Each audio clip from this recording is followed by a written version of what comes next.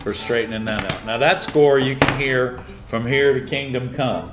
But your grouser breakers, your straight jaw goes on the top, your knuckle goes underneath, and you pull down and away, just like that. Down and away. So there we go. That's a really nice piece of glass. Again, y'all, this is a 197 LL. LL meaning lots of clear background. This is a great piece of equipment. This is how it works. So I'm using my Silver Snip 4000. So we're going to remember the edge, the angle goes back and faces me. So what you do with this is you get this in the position that you like it, and then you tighten this up right here. You tighten this up. Okay? So instead of messing up this piece of glass, I'll show you how to use it. And we're just I'm gonna put this right here. Now this is my trusty square, and you can see this piece of glass is square. Look at that. Wow. That's really good. So now I'm gonna take this. Oh, and by the way, this is our 197 LL. This is a beautiful glass. And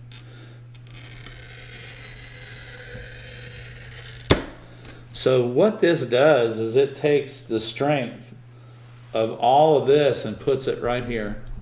And you can adjust it however you need to. You can put it up, put it down. Now these are my Lepinette running pliers, and I'm going to use these because I want to be able to just run it out real quick for us. And I don't have my silver snip sitting out. So this is a nice little piece of glass right here.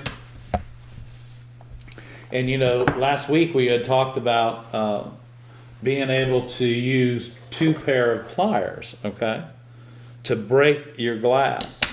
Now, I'm going to go ahead and use the afterburner one more time. Now, this is like a pattern, so I'm pushing the cutter away from me, okay, and we're just going to. This also helps you swing it and move it. And now what I'm going to do is I'm going to turn this around, and I'm going to take my grousing pliers, and remember, square jaw to the top, and I'm going to take my breaking pliers right here, and I'm going to the other side, and I'm going to put them almost against each other and pull down and just run this right out. Look at that. Just run that right out. So using 2 pair of pliers is a great idea if you have them. You don't have to use breaker and pliers and grousers. Most of you probably have 2 pair of grousing pliers, one that you like and one that you don't. Well, use both of them, and you can lob off small pieces of glass like this right here, okay? And you can do that quite readily. So yeah, so this is what we're going to do. I'm going to take this out. This is how easy this removes. You unscrew that and you pull the glass cutter out. Now I always just put that back in, and I'll set this back. I'm going to set the afterburner, and this is on our tools page. It's a great little tool. It will assist you in cutting glass, and if you're not quite sure about the amount of pressure that you're putting on the glass, this also will help you. But remember, it only takes 8 pounds of pressure to depress the head, and that's all you need. When you depress that head, that's all the pressure you need to cut the glass. Now, if we're going to go in here and we're going to take some of this out, and I just depress the head, that's it. And we're going to take this little inside curve out of this, okay? We're going to try and get this out. Now, I have my knuckle. You can see my knuckle, the shadow. I'm going to pull down with my grousers. Okay? And now that ran all the way to here. I'm going to change hands, and I'm going to come back and I'm going to run that run back into itself. Okay. So this is, once we do that, y'all, I'm going to take my running pliers, and we're going to we may hear another pop. Okay, there's that. There's that. Now I'm going to turn my running pliers over and it should just drop right out. You hear that? When I say the glass breaks twice, it does, okay? And then I'll do this and it pops right out. So I turned my running pliers over and it took that inside curve right out, just like that. Now if I wanted to get something, if I wanted to change this up a little bit and take something really narrow out of it, just like that.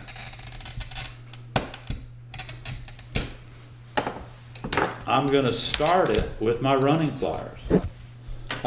Let's grab our silver snitch, y'all. Let's do this.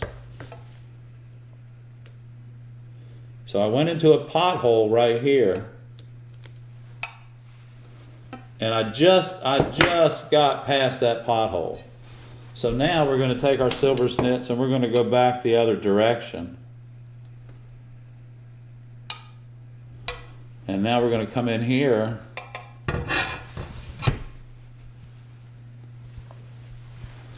And we're going to take our silver snits, and this is what I love about these pliers. Get in behind the run and run them.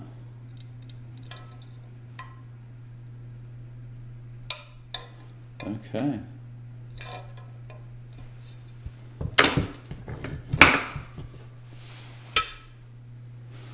And now we're just going to run this like this. And we're going to come back and we'll run that like that. And then we'll turn our running pliers over and squeeze. And then that comes out just like that. So there, my friend, is an inside curve, an outside curve,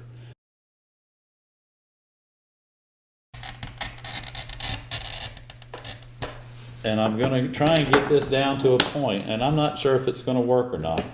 And because I finished on this, but it's so small, I want to make sure that hopefully I can get that off. So let's use our running pliers right here. I'll move my hand, and there we go. So there's the point, y'all. So if I would have went down here and tried to, and I'll just leave it like this, and tried to break this off like this, what would have happened is it would have, because I put pressure on this, it would have went to its weakest point, which would have been somewhere back here. And we never, ever would have been able to get that point off of that piece of glass. I'm just going to push this away from me, and I want you to hear that there's nothing to hear. Every now and then, when you hear the score, it's going across a piece of white. And white is supposed to be a dense glass, but in this glass, the pink is much more dense.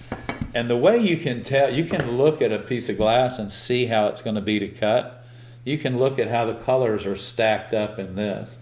The pinks go down real deep and the whites come up to the surface. When you're cutting your pattern, you should be just up against that line. Up against it. Not on it, not in it, not away from it. You should be right against it. So we're going to take this and we're going to turn that around and we're going to cut that off. So you can see that? That's how that's supposed to be cut. This is the piece of glass that I want right here. So now we're going to cut an inside curve. Here we go. So we're cutting an inside curve. And now you can hear it. The white, you can hear the glass cutter scoring the white. Okay. So now what we're going to do, this is pretty thin right here. So we're going to see if our running pliers will work. They did. Do you hear that pop? Just that slight little pop. Now I'm going to come back over here. Okay. And now I'm going to take my grousers, because this is the piece I want to keep. I am not even going to touch that with anything but my hand. And I'm going to put my knuckle. See that?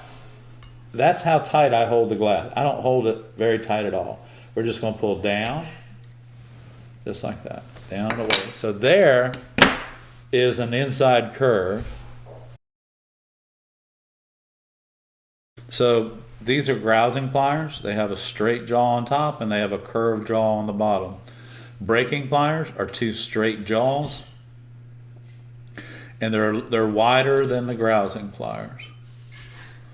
Okay, so I mean, to have both of these pairs of pliers in your tool arsenal is really a nice thing. But if you can only get one pair, get your grousers, because they're the ones that are going to help you complete your project.